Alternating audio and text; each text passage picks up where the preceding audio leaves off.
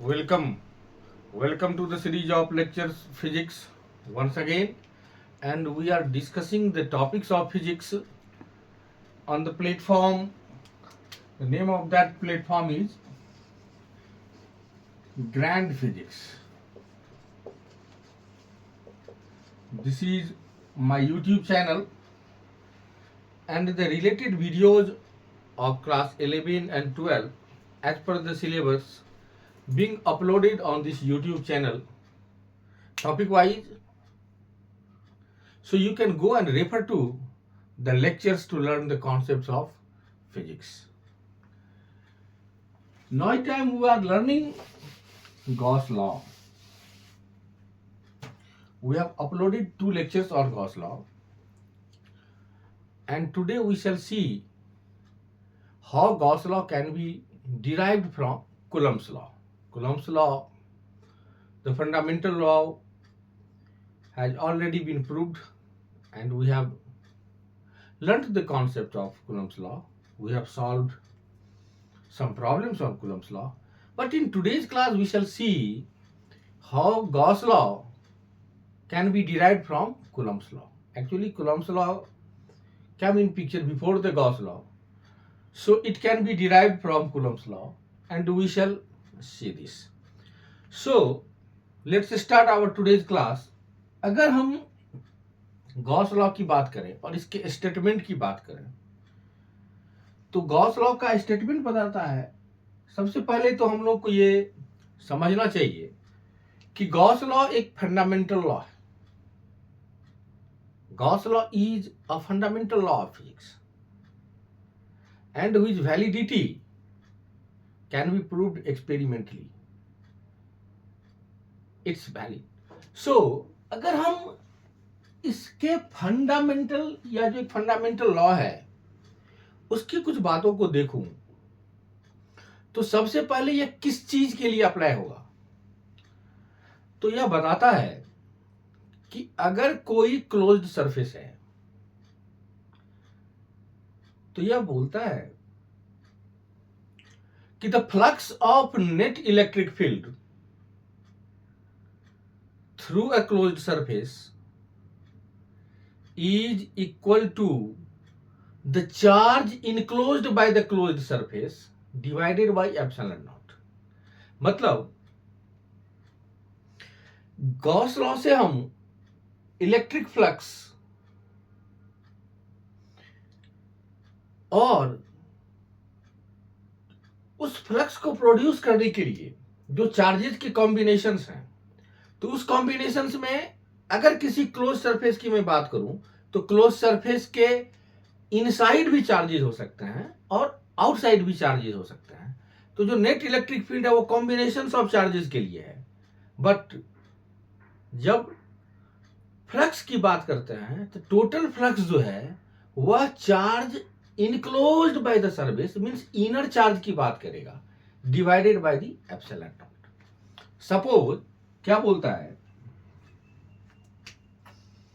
कि सपोज या कोई एक क्लोज सरफेस है, इसके अंदर भी चार्ज है Q1, Q2, Q3, Q4, और सपोज कीजिए बाहर भी चार्ज है Q5, Q6. There are so many charges there. तो जब इस गॉस लॉ बोलता है कि flux of the net electric field, तो नेट इलेक्ट्रिक फील्ड की यदि हम बात करेंगे तो क्या होगा, अगर नेट इलेक्ट्रिक फील्ड की बात करेंगे तो net electric field equals to E1 plus E2 plus E3 plus E4 plus E5 और E6. अब Q1 से Q4 तक ये सारी जो है वो इनसाइड है, इनसाइड द सरफेस, और ये दो चार्ज 5 और 6 जो है वो आउटसाइड है. तो इलेक्ट्रिक फील्ड जो है वो inside and outside means the combination of all the charges, हम इस इलेक्ट्रिक फील्ड को कैलकुलेट करते हैं. तो जब आप फ्लक्स निकालते हैं तो फाई की वैल्यू क्या आती है, integration of E dot ds, अगर क्लोज सरफेस की बात करते हैं तो.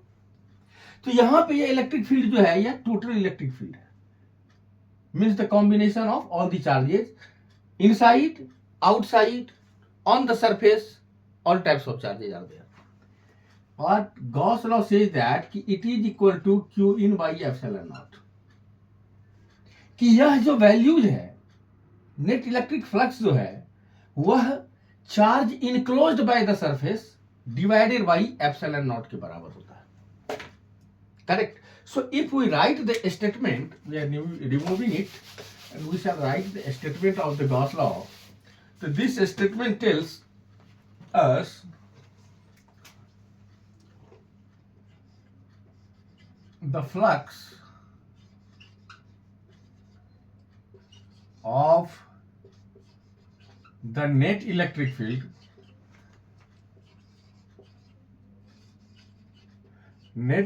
field through a closed surface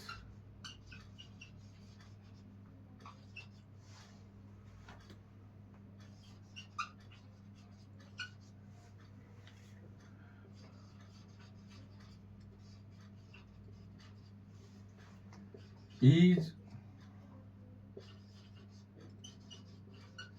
equal to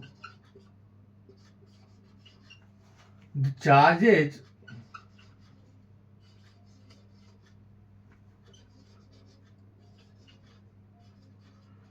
enclosed by that surface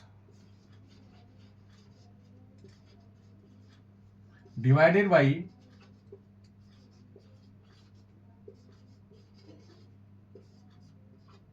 epsilon naught. So what we see there, कि the flux of, see this net electric field means field due to all the charges inner, outer, on the surface through a closed surface. So we have to consider a closed surface is equal to the charge enclosed by that surface. Charges enclosed मतलब charges जो कि close surface के अंदर है. तो जब electric field calculate करेंगे तो electric field combination of all the charges होगा. क्या है मतलब इसका, कि अगर नेट चार्जेस की हम बात करते हैं, मीन्स क्या है यहां पे, कि charges means all the charges inner, on the surface और outer, मतलब इंटरनल एक्सटर्नल सारी चीज के लिए. अगर कोई किसी सरफेस की बात करते हैं, हम अगर इस सरफेस की बात करें और इलेक्ट्रिक Q1 चार्ज यहां है, Q2 यहां है, Q3 यहां है, Q4 यहां है, अगर इस तरीके से कॉम्बिनेशन है, इलेक्ट्रिक फील्ड में सारे चार्जेस कंसीडर होंगे. बट लिखता आगे है is equal to the charge enclosed by that surface. तो ये इलेक्ट्रिक फील्ड यदि ई है तो किसी एरिया डेल्टा एस के लिए जो फ्लक्स का वैल्यू होगा वो ई डॉट डी एस. तो यह जो बराबर होता है वह Q in by epsilon naught के बराबर होता है. सो मैथमेटिकली वी कैन राइट, इसको कैसे लिख सकते हैं हम लोग,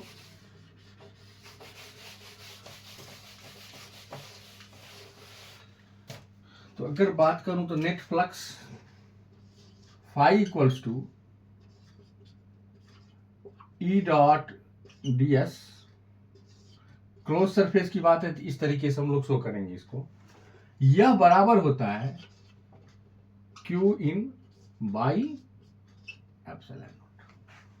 तो in the left hand side we see this electric field, this is net electric field.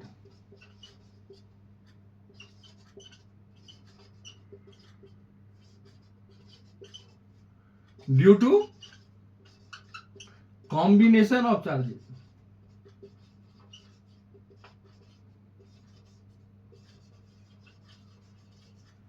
Combinations means all internal, on the surface और external but here Q in जो राइट हैंड साइड में देख रहे हैं, चार्ज इनक्लोज्ड,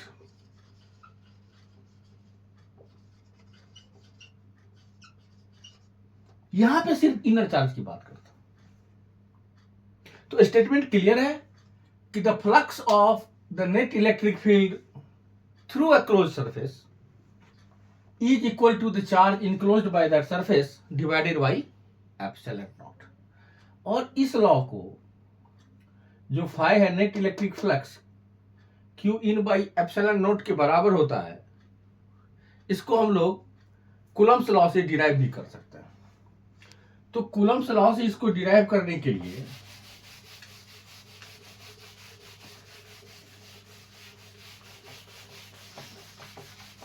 अगर इसके derivation की बात करूं तो सपोज करते हैं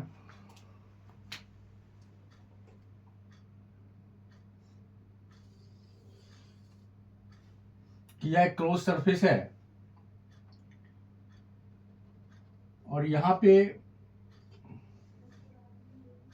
एक चार्ज क्यू रखा हुआ है। इस चार्ज क्यू के कारण जो इलेक्ट्रिक फील्ड है वो इस डायरेक्शन में होगा। और सपोज करते हैं कि यह जो है यह मेरा डेल्टा एस है, एक स्मॉल एरिया डेल्टा एस है इसके सरफेस पे। तो डेल्टा एस है, इसका डायरेक्शन भी एक होगा, इसको हम लोग इसके नॉर्मल का डायरेक्शन लेते हैं और सपोज करते हैं कि एंगल जो है यह थीटा है। फाइन। तो let's consider a close surface and at the point O a charge is placed which is Q. Let us consider a small area, a small surface area delta S, and the normal to this delta S makes an angle of theta with the electric field due to this charge Q. Correct. So if we want to find out the value of electric field,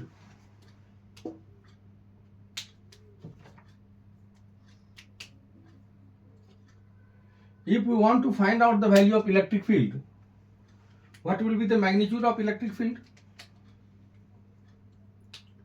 So from Coulomb's law we can write E equals to 1 by 4 pi epsilon naught Q, and let this distance is R. Let this distance is R from O to delta S. It will be Q by R square.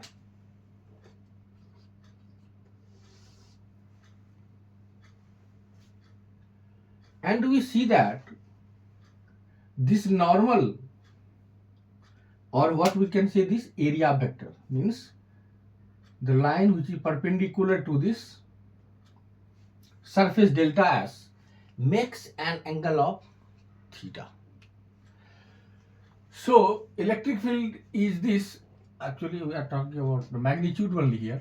So E equals to 1 by 4 pi epsilon naught Q by R square. So the total flux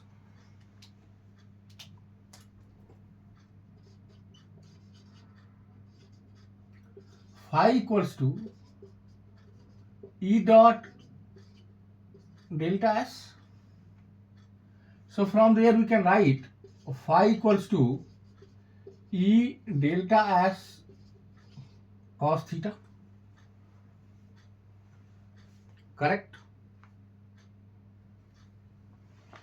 So from there we can write phi equals to E means 1 by 4 pi epsilon naught Q by R square is the value of E, and this is delta S cos theta. E dot ds can be written as E dot delta S can be written as, इसको हम लिख सकते हैं E delta S cos theta. अब देखिए क्या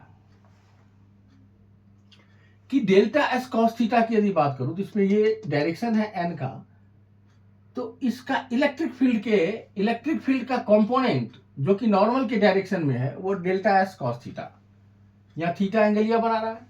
तो इसको we can write phi equals to Q by 4 pi epsilon naught delta S cos theta by R square.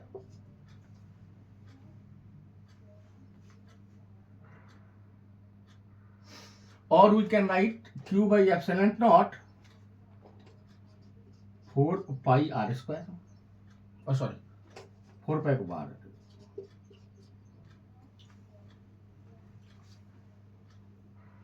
So now if we see delta s by r square cos theta, what this is?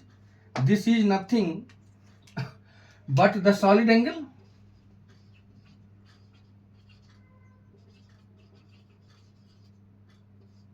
क्या आ जाएगा? Delta omega, correct? So we can write from here phi equals to q by 4 pi epsilon naught delta omega. So the net flux, if we want to calculate net flux, what we have to do, we have to make the summation of it if we want to make f net, or total angle this Q. अगर इस charge को आप देखेंगे तो यह charge कहां रखा हुआ है? इस सरफेस के अंदर रखा हुआ है। तो किसी भी इंटरनल पॉइंट पे सरफेस के द्वारा बनाया गया जो टोटल एंगल होता है वह कितना होता है? 4 पाई का। कितना होता है? 4 पाई। अब यहां से हम लिख सकते हैं इसको,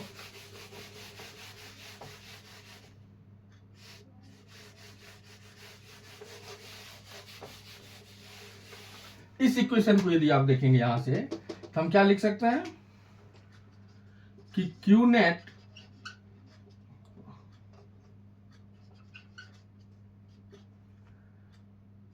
Q by epsilon naught into 4 pi into 4 पाई। और 4 पाई क्यों? क्योंकि जो सम अगर करेंगे तो इंटायर सरफेस की बात करेंगे। अभी डेल्टा इसलिए है क्योंकि छोटा सा डेल्टा एस एरिया हमने लिया था, तो यहां से इसकी सॉलिड एंगल की बात कर रहे थे डेल्टा एंगल ओमेगा से। यदि टोटल सॉलिड एंगल की बात करूं तो कितना होगा? 4 पाई। 4 पाई क्यों होगा? यह है angle at any internal point.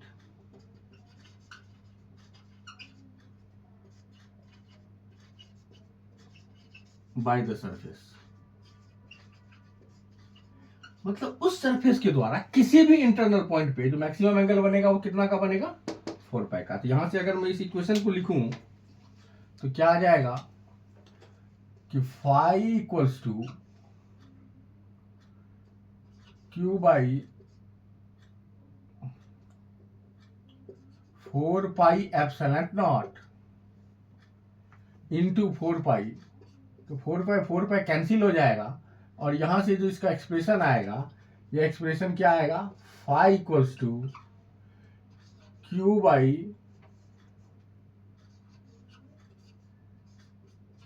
Epsilon naught, Q by epsilon naught. और अगर इस चार्ज को आप देखेंगे तो यह चार्ज क्यू क्या है? इनसाइड है, इनसाइड द सरफेस है, इसीलिए यहाँ पे 4 पाई टोटल सॉलिड एंगल बना था। इसीलिए फाई को हम लोग क्या बोलेंगे? Q in. So the flux of the net electric field through a closed surface is equal to Q in by epsilon naught, or we can write the flux means what? Flux means E ds integration, and that is equal to Q in by epsilon naught. This will be our standard equation of Gauss law. So Gauss law can be derived from the Coulomb's law. Start कहां से किए थे हम लोग? Coulomb's law से। Electric field Q के चलते ये आर डिस्टेंस पे electric field 1/4 pi epsilon naught Q by R square, और वहां से जब इसको लेंगे तो Q by E dot D S Q in by epsilon naught. Again I am repeating, remember this statement, this electric field E is due to all the charges, internal, external और surface. अब यदि इसकी पहली degree internal charge के लिए हम लोगों ने कर लिया, सपोज कि अब जो हम ले रहे हैं चार्जेज वो external, due to only external charges के लिए ले रहे हैं। अगर इस सरफेस की मैं बात करूं तो यहां पे चार्जेज हैं Q1, Q2, Q3। तो एनी सरफेस, तो यहां हम लोगों के लिए इक्वेशन क्या आया था आपको अगर याद हो तो phi equals to Q by 4 pi epsilon naught और डेल्टा ओमेगा, यही एक्सप्रेशन आया था फाई का। तो यहां इंटरनल चार्ज के लिए 4 पाई हो जाता है, इंटरनल पॉइंट इसका वैल्यू आ जाता है 4 पाई जो हम लोगों ने यहां लिखा है। अगर एक्सटर्नल पॉइंट की बात करूं, जैसे ये चार्जेस कहां है Q1, Q2, Q3, तो किसी भी क्लोज सरफेस के द्वारा एक्सटर्नल पॉइंट पे नेट सॉलिड एंगल कितना बनता है? 0। नेट सॉलिड एंगल कितना बनता है? 0। तो एक्सटर्नल पॉइंट के द्वारा यह डेल्टा फाई कितना हो जाएगा? 0। तो यहां से फ्लक्स भी कितना हो जाएगा? 0। तो फाई एक्सटर्नल पॉइंट पे यदि हम निकालने की कोशिश करेंगे तो कितना हो जाएगा? 0। करेक्ट। तो एक्सटर्नल पॉइंट पे जब कभी भी हम इसको निकालने की कोशिश करेंगे तो यह कितना हो जाएगा? 0। इंटरनल पॉइंट पे 4 पाई है, इस 4 पाई को आप देख रहे हैं कि यहां रखेंगे तो Q in by epsilon naught, और जब एक्सटर्नल पॉइंट पे निकालेंगे तो क्या होगा? 0। तो जब कॉम्बिनेशन करेंगे तो कॉम्बिनेशन मीन्स क्या है? इंटरनल एक्सटर्नल सारे पॉइंट की बात कर रहे हैं। अगर सपोज कीजिए यहां पे Q है, Q4 है, यहां Q5 है, ये दोनों इंटरनल पॉइंट पे है, तो राइट हैंड साइड में जो Q इन दिख रहे हैं वहां पे Q4 और Q5 होगा। लेकिन अगर बाहरी पॉइंट Q1, Q2, Q3 करें तो Q1, Q2, Q3 इस साइड राइट हैंड साइड में कंसीडर नहीं होगा, क्योंकि इसके द्वारा जो सॉलिड एंगल बनाया जा रहा है, इस एक्सप्रेशन में जो सॉलिड एंगल आ रहा है वो सॉलिड एंगल एक्सटर्नल पॉइंट पे कितना एंगल बनाता है? 0। इंटरनल पॉइंट पे कितना बनाता है? 4 पाई। तो एक्सटर्नल पॉइंट पे कंसीडर नहीं होगा। बट जब इस इलेक्ट्रिक फील्ड की हम बात करते हैं तो this is net electric field due to all the charges, और we can say that the combination of charges either internal or external.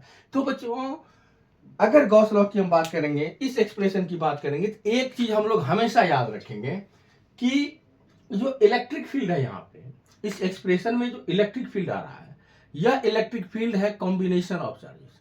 मैं फिर से लिख देता हूं कि इलेक्ट्रिक फील्ड ई की जो बात करते हैं, ई जो है net field due to combination of charges,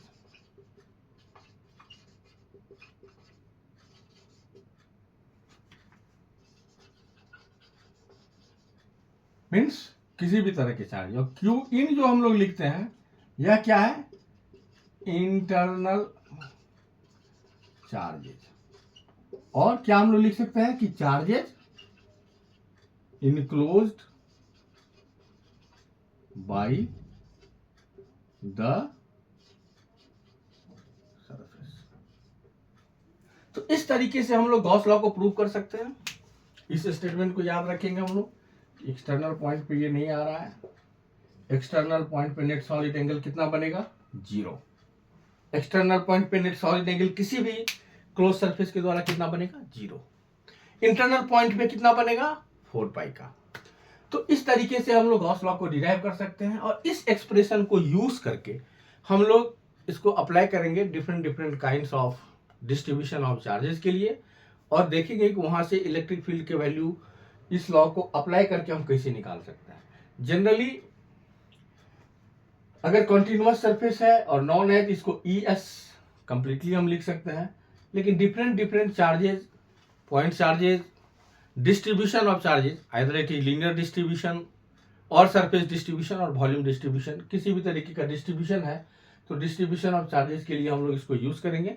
generally जो इस लॉ को हम लोग अप्लाई करते हैं, यूज करते हैं, वो वहां पे करते हैं जहाँ सिमेट्रिसिटी, अगर कोई ऐसा सरफेस है कि सिमेट्रिसिटी जो है वो हायर है उस तरीके से, तो हम लोग इस लॉ को अप्लाई करेंगे। In the next class we shall be deriving the value of electric field using Gauss law for some distribution of charges. So अगले लेक्चर में मिलते हैं आप लोगों से। In the meantime you can go to my YouTube channel, name is grand physics, you can learn a lots of topic there. Thanks joining the classes. See you all in the next classes. Thank you very much.